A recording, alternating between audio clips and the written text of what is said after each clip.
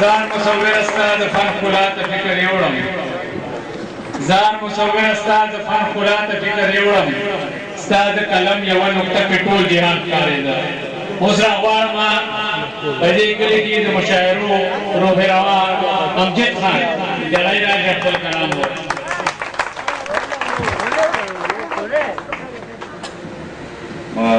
نور باندې یو نظم لیکلی دی ظفر خان صاحب نفس کو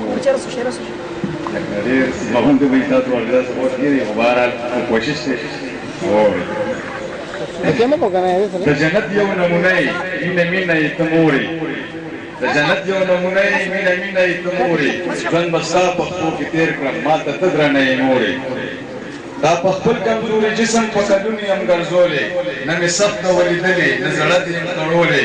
نه زما په غلازت دی په سر وخت دې سنبالولم نه دې ځمکې ته پرېښومه نه دې بل چا ته ورکولم تا زما یې وي ژړا ته شپې په ویښه تېرې کړي تا زما په حفاظت کې غم خادی مې هېرې کړي یې د سترګو مې اخوالې ته زما د زړه ټکورې ژوند به ستا پښتو کې تېر کړم ما ته ته درنه یې مورې رنگ پرنگ مې وتړونې رنگ پرنگ مې وکریمونه څومره ډېرې مې جامې وې ښکلې ښکلې پیزارونه تا زما سیالي کتله هر یو سور دې په ما کړی ما که هر څومره وړاندې کړم تا ګزار نه دی راکړی اللهو کې د سرورو ستا لاسونه ما ته ټالو هره سخته چې به راغله ستا دعا به ورته ډالو ته زما ټوله دنیا یې زه به څه کړم رښتې نورې ژوند به ستا پښتو کې تېر کړم ما ته ته درنه یې مورې څومره ښکلي چڼچڼي وو څومره ښکلې مې زانګو وه دواړه لاسو مې کړې وې یوه ګوته مې د سرو وه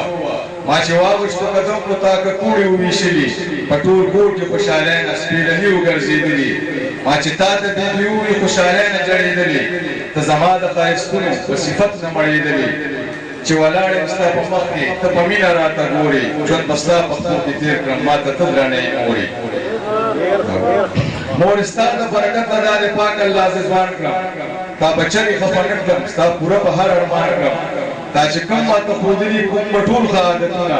د هر مشر به عزت کړم ښه به شوق به کوم منځونه ستا به ټول عمر خدمت کړم نه د ځان دې بېلومه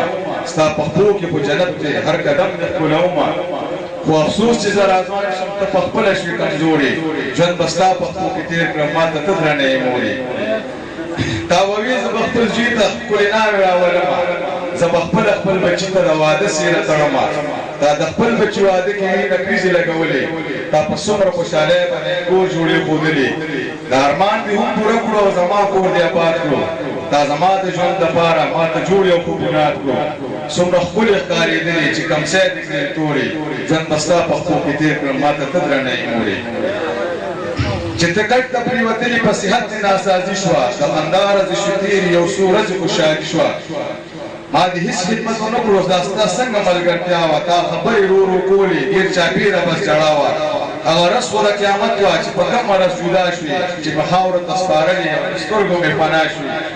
ستا وروستی خبرې دا وې ته زما د سترګو تورې ژوند به ستا پښتو کې تېر کړم ما ته ته درنه یې مورې